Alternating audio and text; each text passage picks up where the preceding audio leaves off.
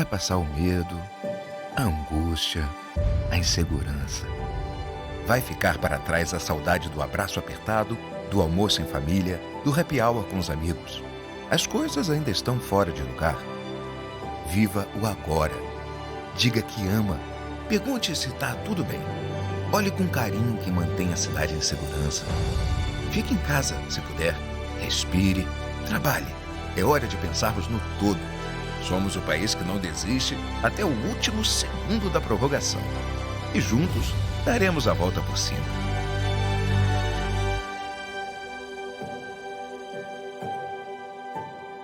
Tudo isso vai passar.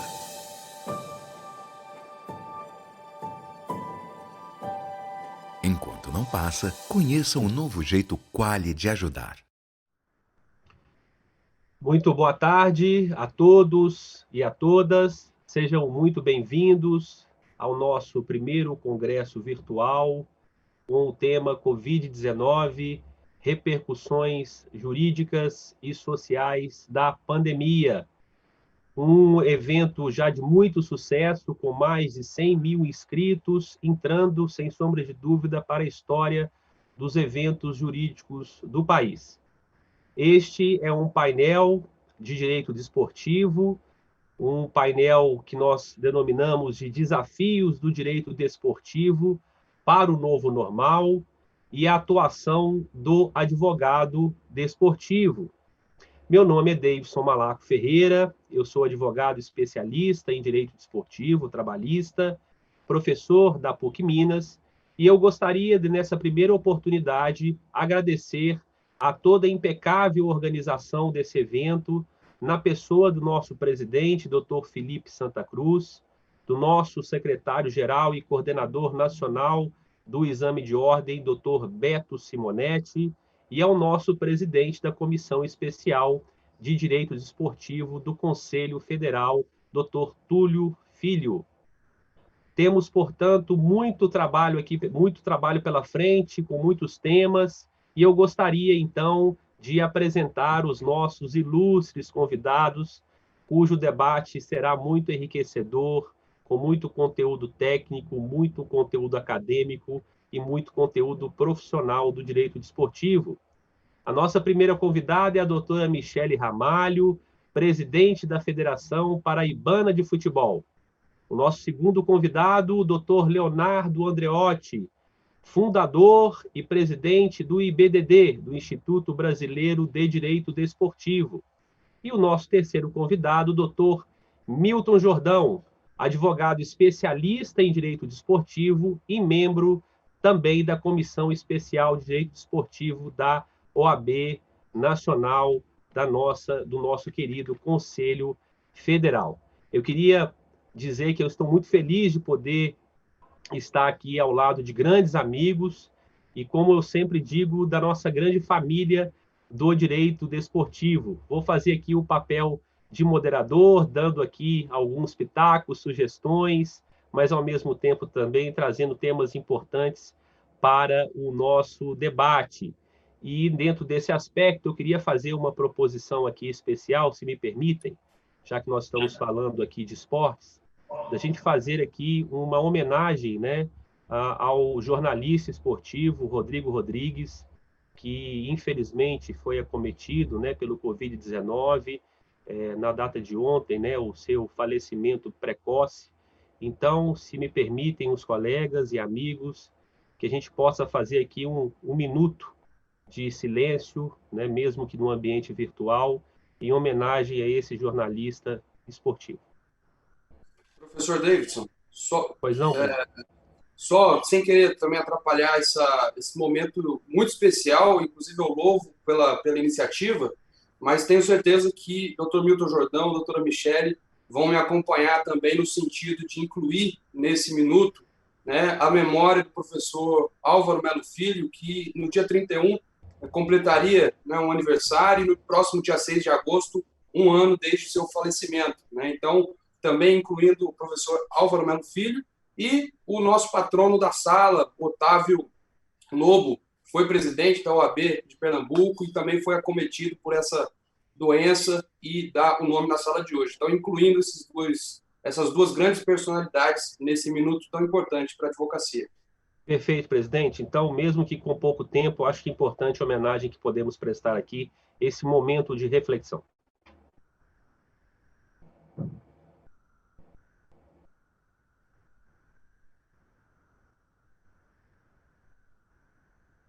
Pois bem, né, peço mais uma vez licença a todos, mas acho que é um momento importante, né, até porque foi vítima, né, do Covid-19, então, e ligado ao esporte, eu acho que foi um momento importante para a gente poder agregar aí bons valores e também boas energias, né.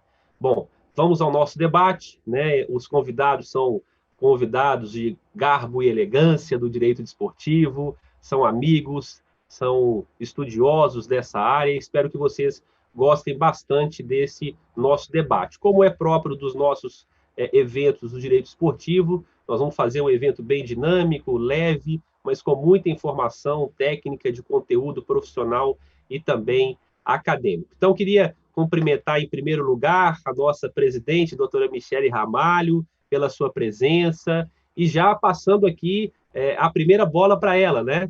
Para que ela pudesse falar para a gente um pouco sobre o retorno das competições, os protocolos, todo o cuidado, né, que nós temos percebido, principalmente das federações, no retorno, e um retorno que me parece bem sucedido, né, doutora Michele? Muito obrigado pela sua presença e participação aqui conosco. Obrigada. Antes de mais nada, eu quero agradecer o convite na pessoa do presidente Felipe Santa Cruz. É uma honra estar aqui debatendo com grandes amigos, na verdade. Eu digo isso porque Leonardo, já fomos colegas do STJD, excelente procurador, excelente debatedor, e também o Milton também, que é uma honra também estar aqui debatendo com você, Milton, também colega. Então eu me sinto realmente em casa com esses colegas, que não são colegas apenas virtuais, são colegas de verdade presenciais. Então, eu quero agradecer desde já a presença de vocês. De verdade, é uma honra e um prazer estar aqui com vocês. Em breve, vamos estar juntos, vamos fazer esse mesmo debate lá em João Pessoa, para poder ter vocês e poder agradecer e também ter esse momento único Eita. Eu acho que deu alguma cortada, estavam me ligando. Mas, enfim, vamos falar sobre agora o novo normal. Normalmente eu não gosto de falar do novo normal, porque a minha luta incessante é para que se torne normal. Esse novo normal, na verdade, eu quero entender e pensar que é um momento transitório, mas, na verdade, a minha intenção é que se volte o normal, que é isso que todos nós desejamos e que todos nós estamos lutando. Na verdade, é um pouco difícil esse novo normal, visto, como eu sempre comento, que a volta à economia está se voltando em todos os estados. E no estado da Paraíba, a volta à economia no futebol, assim como os demais estados, a gente não está podendo ter a presença do nosso grande consumidor, que é o nosso torcedor.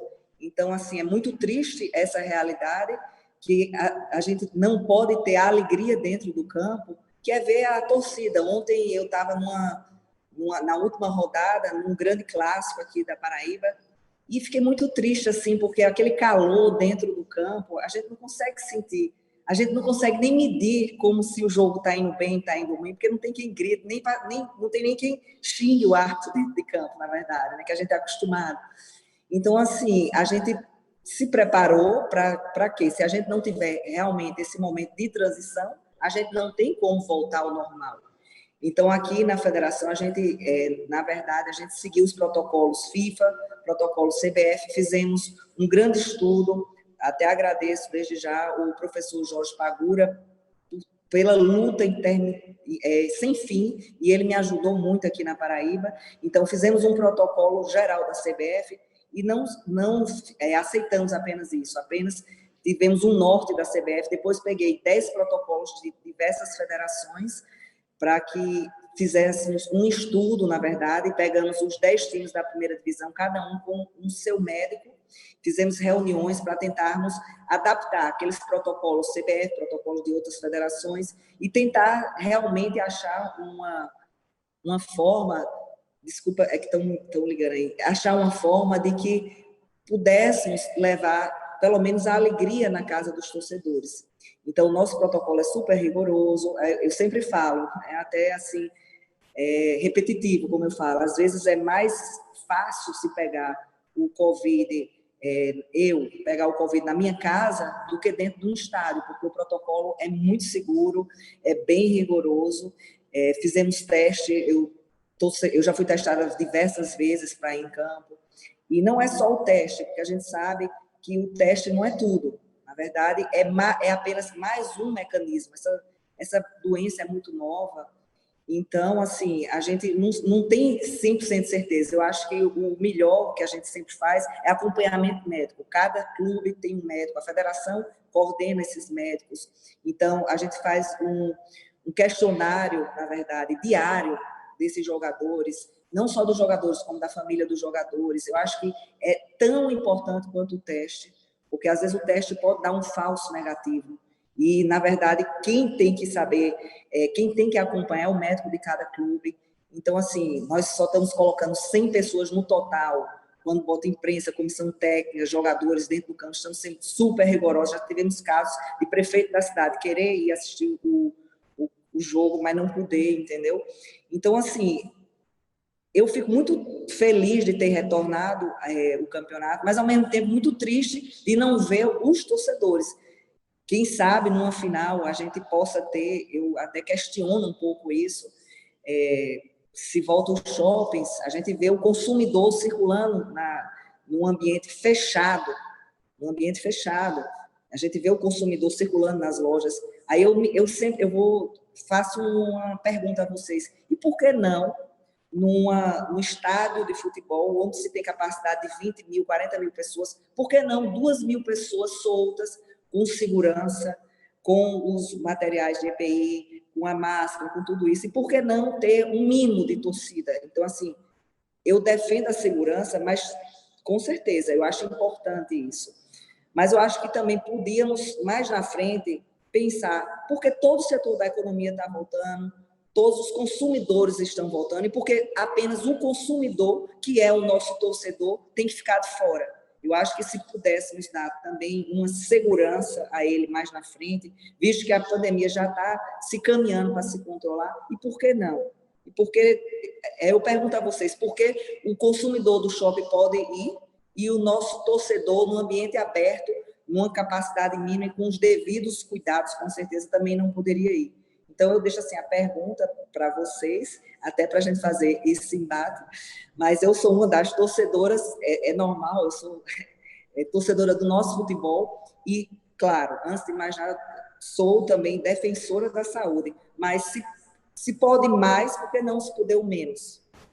Verdade. Então é isso aí, mais uma vez, muito obrigada pelo convite. Obrigado, doutora Michele, pelas suas provocações e reflexões, né? Porque realmente nós já estamos pensando, né, o retorno já é uma realidade, agora a doutora Michele está provocando aqui um retorno já com o nosso torcedor, né, que realmente é a razão de existir do futebol brasileiro, né, do esporte brasileiro. Eu vou fazer aqui agora uma transposição para o meu camisa 10 lá da Bahia, doutor Milton Jordão, que vai poder tratar com a gente também aqui, né, sobre esse assunto do retorno, né, das competições. Você que tem uma experiência muito grande também com o clube, como é que está sendo, né, esse retorno na Bahia, né, especialmente na Bahia, e em outros estados que você tem acompanhado, doutor Milton, dando, portanto, segurança ao atleta, mas também a sobrevida econômica do clube? Boa tarde, Davidson, Michele, Leonardo. Eu quero aqui agradecer inicialmente, né, tanto ao presidente Felipe Santa Cruz, também ao nosso presidente Túlio Cavalazzi, que tem sido um grande incentivador na comissão para que a gente possa difundir cada vez mais o direito desportivo.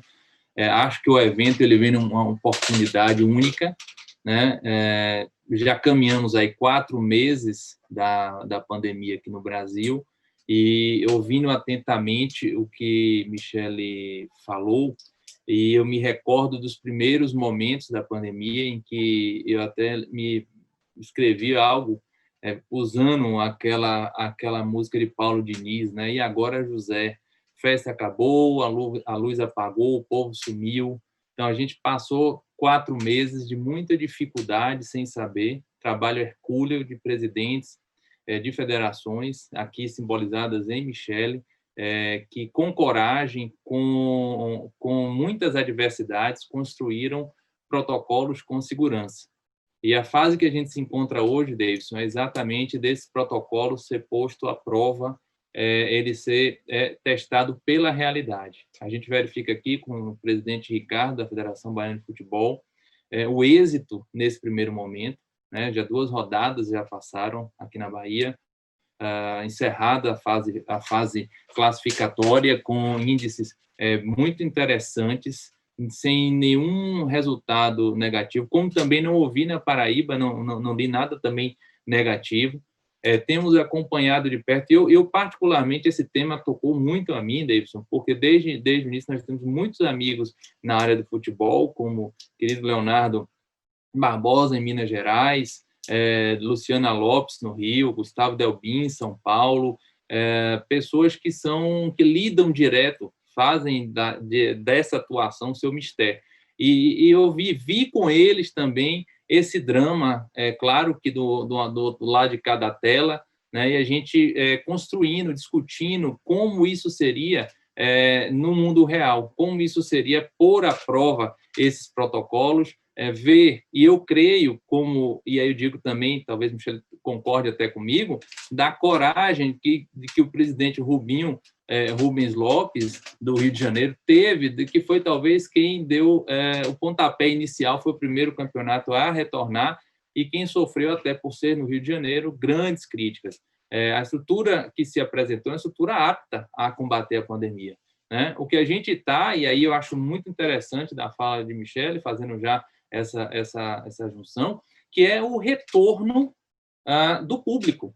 A fase hoje que a gente se encontra para discutir não é mais o retorno do campeonato. Para mim, o retorno do campeonato ele está indo muito bem. A Copa do Nordeste tem ido bem. Esses testes que os estaduais promovem para, inclusive, o retorno seguro do Campeonato Brasileiro agora, no dia 8, dia 9 de agosto, eu acho que isso é o suficiente. O que a gente precisa ver é que os protocolos estão bem construídos do ponto de vista das orientações médicas e também estão bem definidas juridicamente todas as relações do ponto de vista de responsabilidade. Então, o que eu acho que a gente tem que agora construir abrir novas pontes, lógico, com segurança, com a ciência ao lado, com o direito também na outra mão, é exatamente pensar no retorno do público, né? A gente fala em novo normal, eu acho bacana, e eu acredito que é um novo, mas será um normal. Eu não gosto dessa expressão tal qual de novo normal. Será um normal, mas não será um normal novo, que a gente vai começar a viver, dada a própria fluidez que tem sido viver nessa pandemia. A gente está fazendo um evento aqui que a Ordem conseguiu reunir 100 mil pessoas no evento. Nenhuma conferência nacional alcançou esse público, mas nós temos hoje 100 mil pessoas participando desse evento. É talvez algo para a gente refletir, né? As inovações que muitos campeonatos têm trazido como público virtual, como experiências outras, mas nós nunca poderemos, isso é a minha opinião, e louva aqui a fala de Michele, nunca poderemos a abrir mão de um elemento fundamental em nossa sociedade, que é o ser humano. Então, este calor humano, que é tão inerente ao esporte, ele não pode faltar. E o que nós devemos fazer, penso eu, a partir de agora, é construir as pontes para que essas pessoas possam voltar ao campo de jogo. Seriam essas as minhas impressões iniciais antes da sua primeira pergunta, Davis. Muito bom, doutor Milton, muito obrigado, né, pela sua também reflexão, que sem sombra de dúvida bate muito, né, que a doutora Michele acabou de dizer. Então, vou fazer agora essa transição aí defensiva para a transição ofensiva, para a gente poder apresentar e ouvir aqui o doutor Leonardo Andreotti. E queria te ouvir, doutor Leonardo Andreotti, sobre... A gente está falando muito da perspectiva do futebol, né, do retorno do futebol, mas para os outros esportes, né, e para os outros demais esportes importantíssimos, né, dentro do nosso cenário nacional, como é que ficou, como é que o Covid, né, impactou realmente com relação à sua própria experiência em outros esportes também. Muito obrigado pela sua presença, presidente.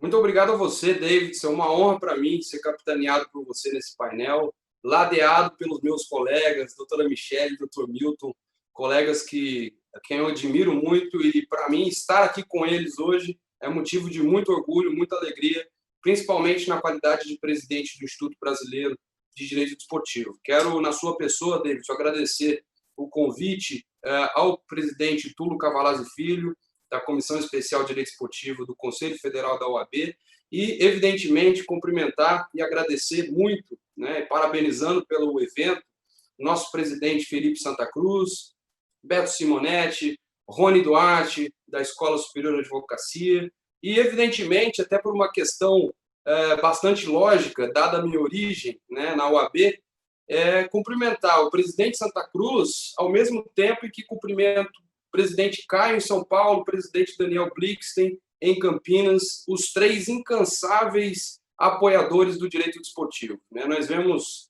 a cada momento, a cada passo da OAB, um incentivo muito grande a essa área tão importante, tão instigante do direito, que envolve uma grande paixão de todos nós, que é o próprio esporte. E eu não poderia deixar de fazer essa menção neste evento que está sendo organizado de uma forma tão bacana, tão imponente, né, com mais de 100 mil inscritos, conforme o doutor Milton Jordão já mencionou. Então, eu faço essa reverência porque é bastante justa. E quanto ao seu questionamento, ele vem em linha, inclusive, com o que eu imaginava, né, quando ouvia a doutora Michele Ramalho falar a título de uma atividade eminentemente econômica, que é o futebol. E as outras modalidades, evidentemente, mas com muito mais propriedade, muito mais relevo nesse âmbito futebolístico, né? E isso me chama a atenção e me traz uma preocupação muito grande, né, do ponto de vista econômico, para a esfera contratual, principalmente, né? Então,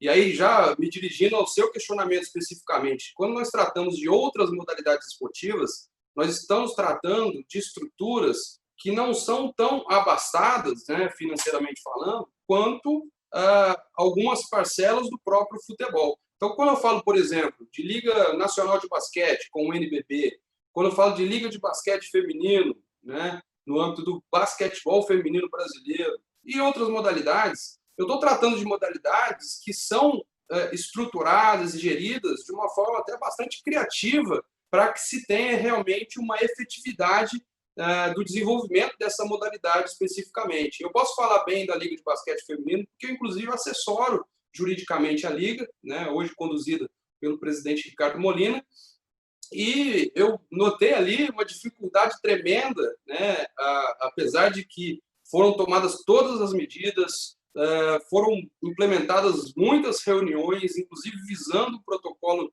de retorno seguro das atividades, né, visando a proteção não apenas dos atletas, mas de todos aqueles que direto ou indiretamente estão envolvidos naquele evento esportivo.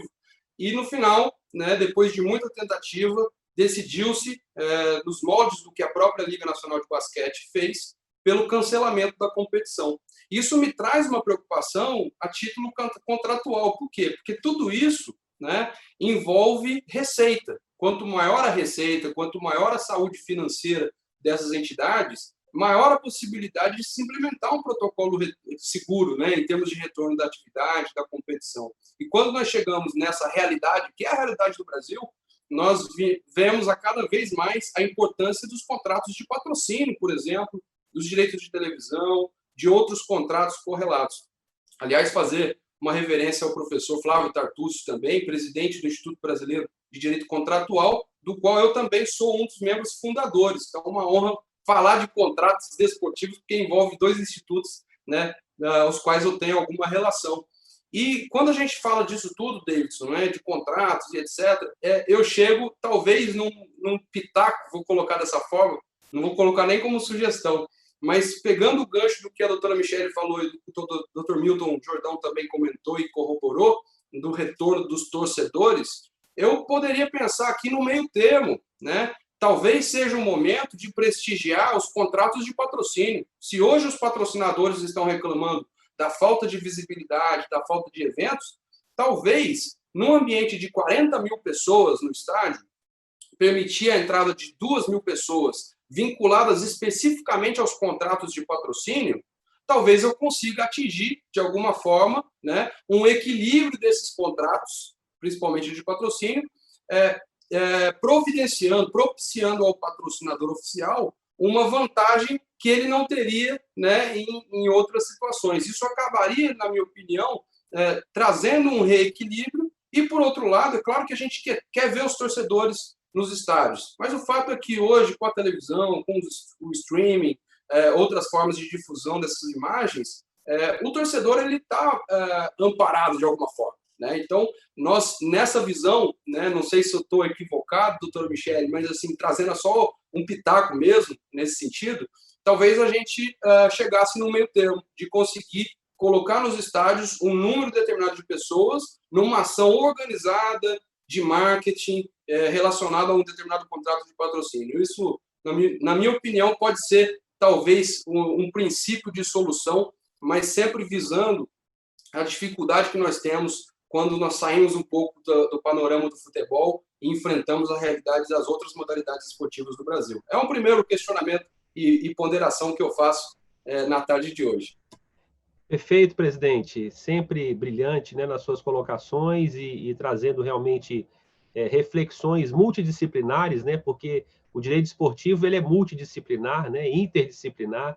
Então, realmente, esse cuidado, essa preocupação, sem sombra de dúvida, é de todos nós. Nós já chegamos aqui a quase metade do jogo, né? Então, vou pedir a vocês que sejam um pouco mais objetivos também, para a gente poder ter mais alguns temas para tratar. E eu queria passar a bola agora para o Milton Jordão, para a gente poder falar um pouco, né, de aspectos positivos, negativos da MP 984 de 2020, essa tão polêmica medida provisória. E a minha pergunta, Milton, e para todos os nossos convidados também é a seguinte: MP 984, bom para o clube, bom para o atleta, bom para ambos, bom para o futebol? Essa é a pergunta, doutor Milton. Querido amigo, para mim a MP ela provoca uma revolução. Ela já provocou uma revolução no futebol brasileiro.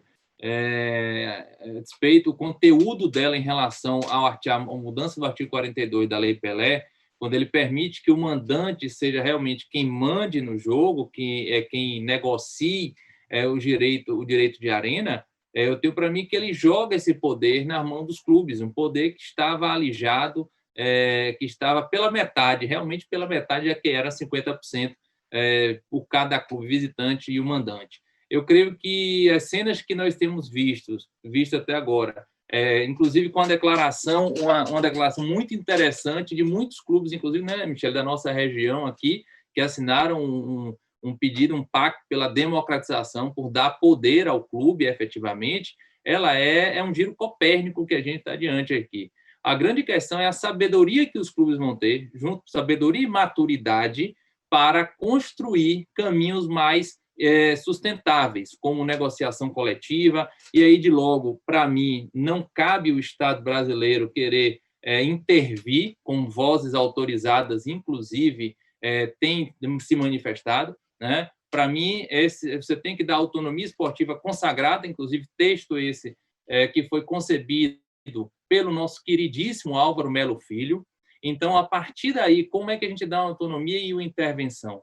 Então, a nossa estrutura e a nossa história no âmbito do esporte preconizam isso, desde 88 para cá. Então, a partir daí, eu acho que agora o controle fica com os clubes para tentar lidar. Claro, só fazendo o último registro, Davidson, que a MP tem inúmeras imperfeições do ponto de vista jurídico e que merece, sim, ser revista. Mas na ideia central que ela trouxe, ela já provocou uma mudança que, para mim, torna-se, um caminho sem volta. Para mim, não tem mais como a gente pensar, a gente não consegue mais pensar. E ele traz e permite mais igualdade, traz e permite mais possibilidade dos pequenos crescerem e também dos grandes também aumentarem os seus ganhos. Então, eu penso que essa é uma... E para o torcedor, que é a finalidade maior, permite que esse torcedor possa ter acesso a muito mais jogos do que habitualmente ele estava acostumado. Então, eu vejo com bons olhos e acho que a gente está no caminho certo. Embora o meio eleito foi, para mim, a princípio equivocado. Doutora Michele, queria passar essa bola para você aí também, para você dar a sua opinião sincera, enfim, né, transparente, porque o Milton trouxe uma questão muito interessante, né, que parece que a medida provisória, ela também objetiva, né, os clubes menores, os clubes de não tão grande porte, a também terem ganhos mais significativos, né, num processo de negociação, né, ou seja, polêmica a medida, né, doutora Michele? Inclusive aqui na Paraíba já criou várias polêmicas, considerando que os clubes já tinham contratos assinados.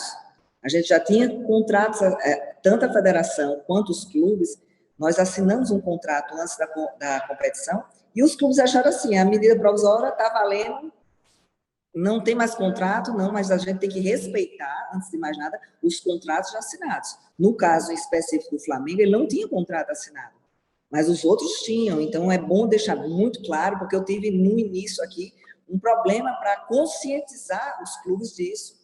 E outra coisa também que eu questiono um pouco essa medida provisória. Quem organiza, na verdade, uma competição? Vamos lá, o Campeonato Paraibano. Quem é que organiza? É a federação, a Baiana, a Federação Baiana, Campeonato Brasileiro, a CBF. Aí eu pergunto, será que é justo apenas os clubes mandantes decidirem quem vai transmitir e quem não vai, e a organizadora da competição? E os direitos de imagem da competição que a federação ou a confederação está organizando. Será que é justo deixar totalmente de fora ou não? Aí já faço a indagação também de Dr. Milton, de vários problemas que eu tive aqui. Quando um clube vai negociar com uma TV, eu deixei solto já para ver. A negociação é isso aqui, não é nada. É diferente quando se junta todos os clubes, vai um representante, que no caso sempre foi a federação, e vai tentar fazer uma negociação coletiva. É bem diferente e acho que bagunça um pouco também, quando cada clube vai, você não sabe quem vai transmitir hoje o jogo. É SBT, é Record, é Globo. O torcedor, na verdade, fica uma confusão na cabeça dele, entendeu? Então, assim, eu acho que, por um lado, é bom que dá realmente uma autonomia, independente disso. Aqui na Paraíba, os clubes, eles nem precisavam dessa MP, porque a autonomia eles já têm, mas, ao mesmo tempo, eles têm, mas não querem, porque sabem que a negociação, quando se juntam todos, quando é coletiva, e é transparente, que é o mais importante, quando existe transparência no processo, não precisa dessa medida provisória, e precisa, na verdade, um bom senso. A gente, se cada federação tivesse seu bom senso, eu acho que a gente não precisa disso. Então, assim, a medida provisória, para mim, foi boa, mas eu tive, no início aqui, esse problema dos contratos já firmados. Graças a Deus eu consegui renegociar, a emissora, inclusive, foi muito parceira, abriu mão, inclusive, eu disse, vamos tentar ver que a gente não está, esse contrato firmado era para o público no estádio.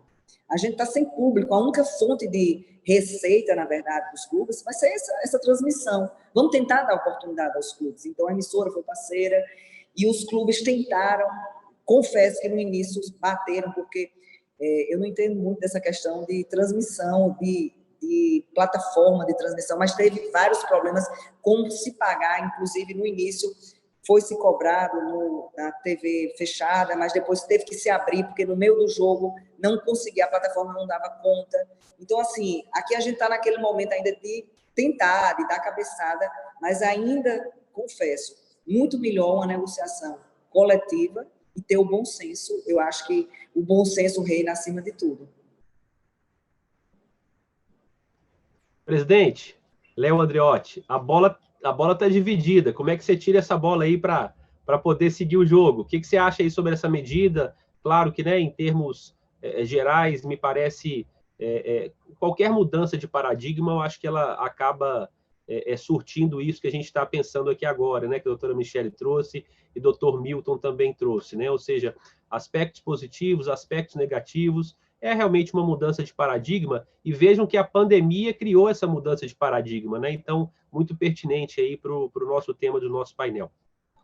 É uma questão efervescente, né? Acho que o Milton e a Michele já trouxeram elementos assim muito importantes. Aliás, parabenizar publicamente a Michele, fazer uma reverência. É difícil, né, uma mulher presidir uma federação regional de futebol, e ela está fazendo um trabalho incrível, e recebo, portanto, Michele, nossa homenagem, né, e na sua pessoa, todas as mulheres que se inserem nesse ambiente esportivo. Essa MP, Davidson, o Milton, inclusive, foi muito feliz quando ele falou que talvez não tenha sido o caminho correto, adequado, né? Uma MP com seus requisitos de urgência, de relevância.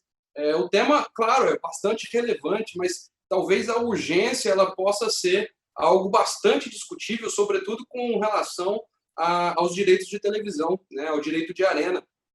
Claro que a MP também traz a questão do tempo mínimo do contrato de trabalho, né, que hoje a Lei Pelé prevê 3 meses, o mínimo do contrato, e para dar conta de uma situação, aí sim, emergencial, de finalização dos campeonatos estaduais, em que os clubes precisam contratar jogadores e, evidentemente, contratar por 3 meses, muitas vezes, em algumas realidades, esses jogadores vão ficar ociosos e o clube vai ter um gasto, né, que não comporta na sua realidade específica. Portanto, é uma questão que foi pensada diante da urgência, me parece bastante interessante, né, para solucionar. Agora, de fato, essa questão dos direitos televisivos, isso é uma discussão que vem de longa data, né? Os modelos, se a gente parar para pensar no direito esportivo comparado, os modelos são os mais variados possíveis no Brasil, na Itália, na Espanha, em Portugal, na Inglaterra.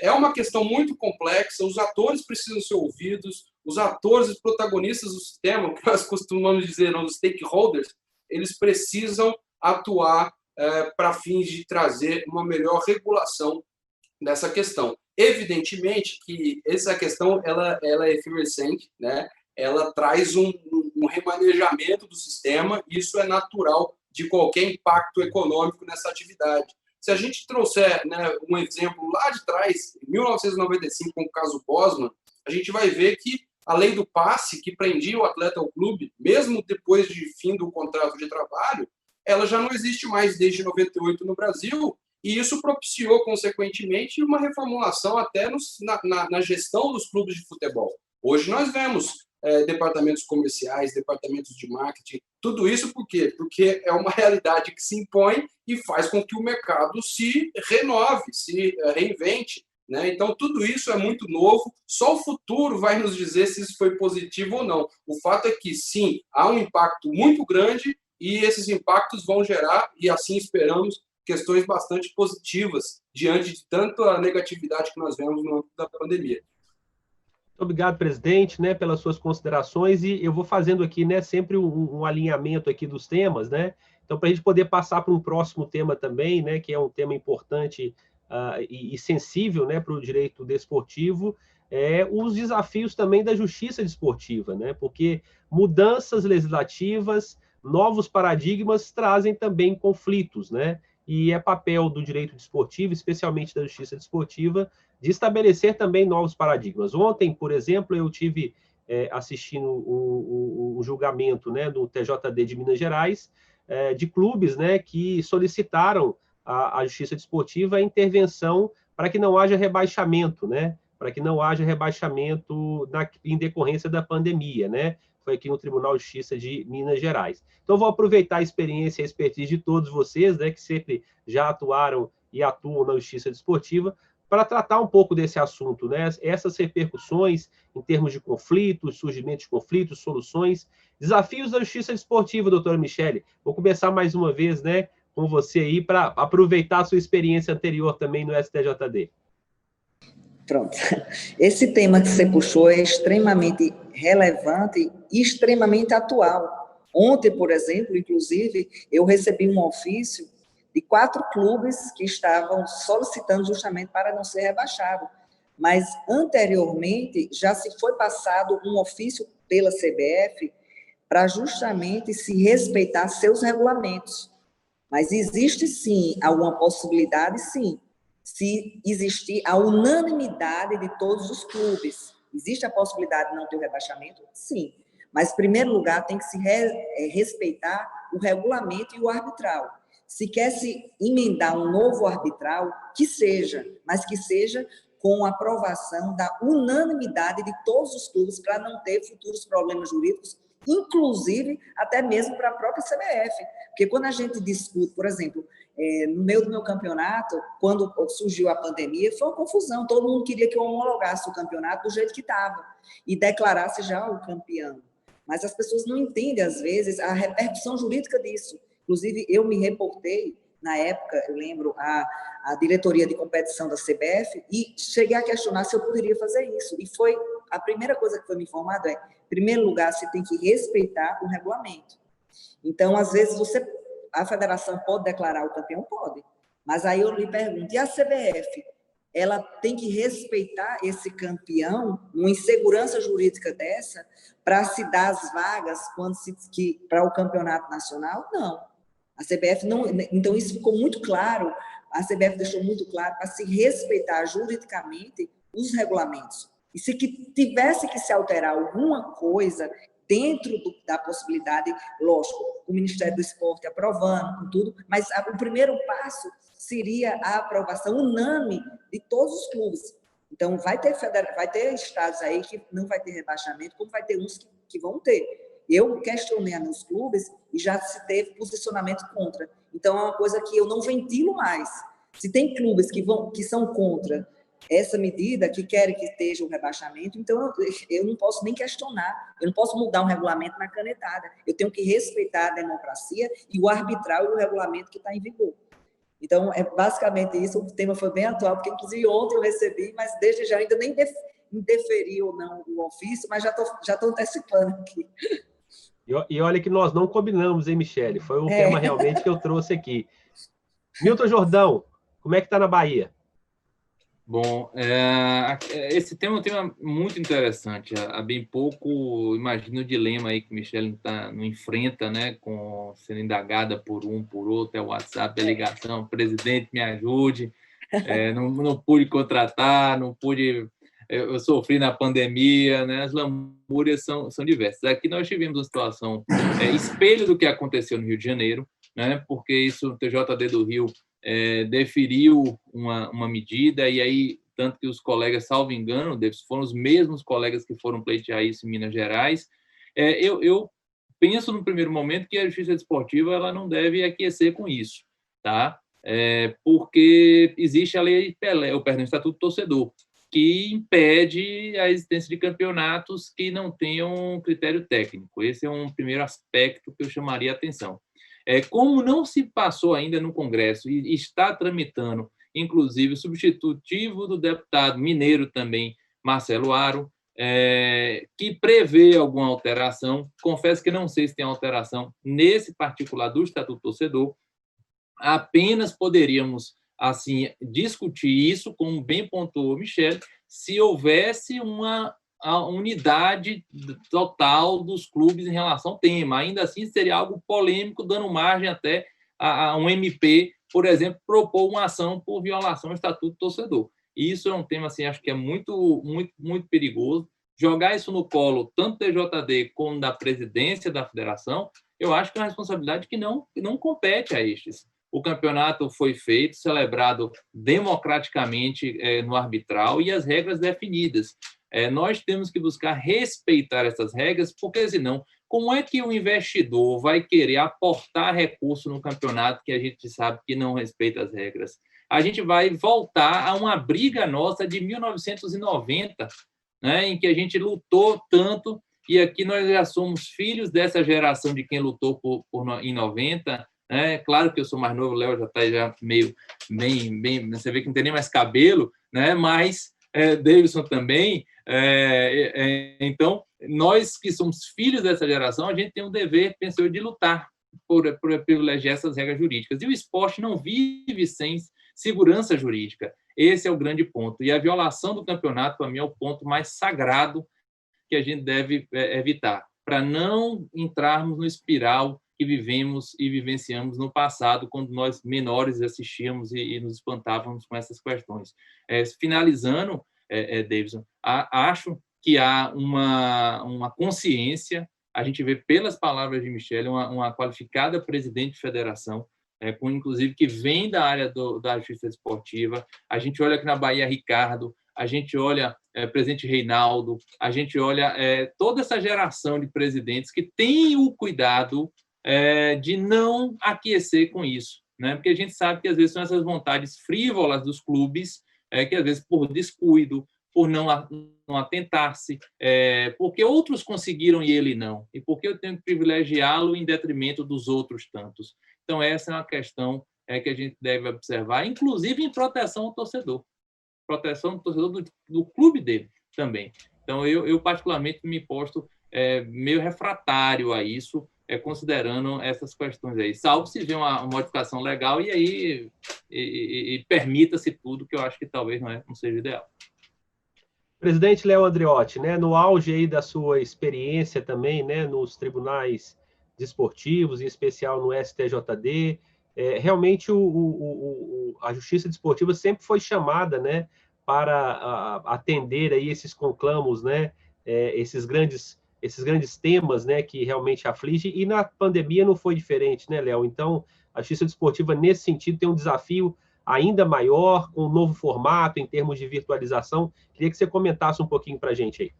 Perfeito. A justiça desportiva, David, se você conhece bem, inclusive, ela joga um papel muito importante nas questões relativas à disciplina e competições. E não à toa, né, a própria Constituição Federal lhe dá essa grande prerrogativa, né? Eu, atualmente, tenho a honra de presidir o Superior Tribunal de Justiça Desportiva da Confederação Brasileira de Voleibol. Não tive conhecimento de uma situação parecida, né, com relação a isso que a Michele e o Milton comentaram tão bem, mas também me permitindo dar um pitaco nessa questão, antes de adentrar, né, por fim, naquilo que você questionou. Quando nós tratamos de esporte, nós falamos muito em termos de especificidade, né? Olha, respeite a especificidade, respeite a autonomia. E uma das especificidades do esporte é a essência, a natureza desse sistema que nós conhecemos como sistema federativo, né? Então, mesmo que houvesse até um arbitral, né, envolvendo todos os clubes da divisão principal, a gente precisa entender isso como um contexto também. Por quê? Porque existe uma justa expectativa dos clubes participantes de uma divisão inferior de acederem, né, a essa divisão principal. E é bem por isso que o próprio Estatuto do Torcedor, que é uma lei federal de 2003, traz os critérios de merecimento técnico para acesso e descenso de categorias. Então, nós precisamos enxergar o esporte e toda essa estruturação de uma forma sistêmica, e os impactos da pandemia trazem uma preocupação muito grande nesse sentido. Não existe resposta certa, não existe resposta equivocada, vai depender muito da situação. Eu imagino até a complexidade que é o tema para a presidente Michele, por exemplo, na sua realidade na Paraíba, e para outros presidentes de federações que vão ter que se debruçar sobre essa questão. Mas me parece que, do ponto de vista da justiça desportiva, esse tema vai gerar uma reflexão extremamente importante para que se preserve um dos elementos mais caros do esporte, que é a isonomia e a justa expectativa dessas entidades. E com relação a esses aspectos positivos, inclusive, que eu reputo, né, da virtualização, digitalização, isso é um movimento natural, né? Hoje, cada vez mais, as ferramentas tecnológicas aproximam mais do que distanciam, né? Claro que isso tudo tem que ser sopesado, tem que ser ponderado, os sistemas têm que ser implementados de uma forma correta, adequada, até para que não se prejudique o que é muito caro para todos nós, que é a ampla defesa e o contraditório, né? A atuação do advogado está muito ligado a essa virtualização. Então, passados esses elementos, garantidos e salvaguardados essas defesas, né, que nós temos dos jurisdicionados, claro que é um movimento que veio para tentar, pelo menos, trazer uma reflexão em termos de melhoria e aprimoramento do sistema. Mas, evidentemente, nada como uma sessão presencial, olho no olho, né? Inquirição de testemunhas, depoimento pessoal, isso é sempre muito importante para todos nós. Davidson, deixa eu só fazer uma Pois consideração não, Milton. com base no que Léo falou. Nós tivemos uma experiência prática aqui no STJD de Futebol com a resolução firmada pelo presidente Paulo Salomão, então presidente na gestão passada, e que foi quem deu esse start na virtualização. Muito rico o que se produziu, as audiências, participei de algumas das tentações. Claro que não substituem, sobretudo na instrução, na oitiva de testemunhas, na apresentação de memoriais, porém, mostrou que existe, para alguns casos, viabilidade. Lógico que vão ter que ter melhorias sem perda, viabilidade sem perda da ampla defesa, do contraditório, e diria até que com ganho em termos de celeridade, que é o objetivo também, um dos focos centrais da justiça desportiva. Seria apenas esse complemento que eu faria ao nosso querido presidente Andreotti. E fazer o último complemento também, Davidson, a realidade dos tribunais, né? O futebol é uma realidade. Outras modalidades é realidade completamente distinta, em que há uma dificuldade logística, inclusive, de reunião de auditores, procuradores. Talvez isso seja também uma solução. Muito bom. Pessoal, quando o painel é muito bom, passa rápido, né? E a gente está chegando aqui nos últimos minutos, né? Nós estamos aí aos 40 do segundo tempo, mas eu não queria, antes de mais nada, antes de agradecer também a participação de todos vocês, nos dirigir a esse público, né, fantástico que está nos assistindo, né, milhares de pessoas, e que cada um nessas suas considerações finais, né, começando pela doutora Michele, né, em 2 minutinhos, a gente possa concretizar aquilo que é o próprio painel, né, a finalidade do painel. E o advogado e a advogada do direito desportivo, qual é o principal desafio, oportunidades, enfim, quais serão esses, qual é a repercussão dessa pandemia para a advocacia desportiva, doutora Michele? Começo com a sua fala, né, e te agradecendo mais uma vez. Eu que lhe agradeço, foi uma honra estar aqui com todos vocês. Eu sempre cada painel eu sempre me enriqueço da área desportiva, que é uma área apaixonante, sempre fui apaixonada pelo direito esportivo. Engraçado, quando se fala em advocacia desportiva, eu acho que eu sou uma das que já passei por tudo, até às vezes me chateio quando as pessoas falam de preconceito sobre a mulher nessa área desportiva. Eu acho que não existe preconceito, existe uma minoria que quer que a gente fale desse empoderamento feminino, do preconceito que tem na mulher. Eu não acho que tem. Andreotti me conhece desde quase o início da minha carreira, então, assim, eu tive uma oportunidade que pouquíssimos presidentes, para não falar que nenhum, que eu seria, mas que eu consegui gerar da advocacia. Eu advoguei para a CBF, eu consegui ser auditora do STJD e consegui ser presidência da federação em um transcurso de 5 anos. Então, quando a gente fala em desafio e a mulher está fora, eu acho que a mulher ela não tem, na verdade, ela está começando a ter o interesse agora real por futebol, até pelo preconceito de que futebol é coisa de menino, então as mulheres foram criadas muito com esse preconceito. Eu não sei se alguns de vocês sabem, mas eu tenho uma formação também, eu sou formada também em administração de empresa, então, por que eu me interessei pelo futebol? Na verdade, eu me interessei foi pela gestão, eu sou apaixonada por gestão, tanto que no meu escritório de advocacia, quem faz toda a gestão do escritório sou eu, então eu me apaixonei pela gestão. Então, as pessoas acham que, às vezes, gostar de futebol, existe um preconceito, mas o preconceito é muito mais da mulher, propriamente dito, do que dos homens. Eu acho que se as mulheres elas se interessam pelo esporte, se interessam pela gestão também do esporte, elas vão longe, porque o mercado está aberto. O mercado, para mim, foi... Eu só tenho a agradecer a todo o carinho, o Andreotti sabe, o carinho que eu tenho, o Milton também viu o carinho do STJD que tem por mim. Então, eu seria leviana se falasse em preconceito, ou estaria apenas modulando um discurso que querem ouvir, mas não existe preconceito, muito pelo contrário. Eu só agradeço o carinho que eu tenho dessa área, e volto a dizer, eu estou sendo presidente, mas, na verdade, eu sou apenas advogada e vou continuar militando nessa área.